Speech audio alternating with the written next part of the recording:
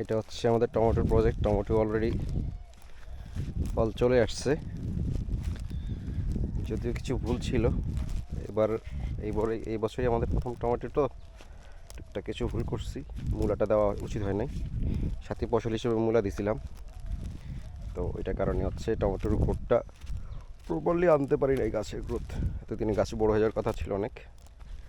Tomato চলে আসছে already, কিছু গাছে টমেটো চলে আসছে। সব গাছ একসাথে আসার কথা সেটা আর হয় নাই আর কি। এটাতে টমেটো চলে আসছে। আর কিছু গাছ আছে যেগুলোতে টমেটো ছিল। তো আমরা একটু অন্যভাবে দিচ্ছি এবার। এভাবে আমাদের এদিকে সচরাচর কেউ করে না। আমরা একেবারেই হচ্ছে এরপরে শশা দিব, তো একবারে মাচা করে ফেললাম। এরপর হচ্ছে জাস্ট জালটা দিয়ে দিব আর কি। আর এখন এইটা হচ্ছে এই প্যাটার্নে মাচা দিচ্ছি। এই প্যাটার্নে হচ্ছে আমাদের এদিকে কেউ দেয় না, ওরা সবাই হচ্ছে সিঙ্গেল সোজা করে দিয়ে দেয় টমেটোর জন্য আর কি। তো টমেটো গাছে এই বছর সবারই টুকটাক কিছু সমস্যা হচ্ছে, আমরাও সেই সমস্যার মধ্যে দিয়েই যাচ্ছি। স্প্রে চলতেছে শিডিউল আকারে। কিছু গাছ আছে বড়, কিছু গাছ আছে ছোট। এই একটা সমস্যার মধ্যে আছি আর কি।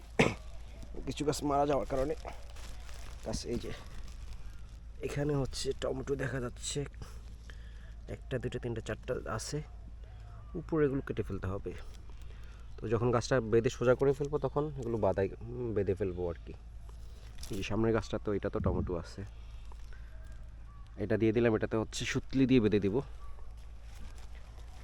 এ হচ্ছে অবস্থা।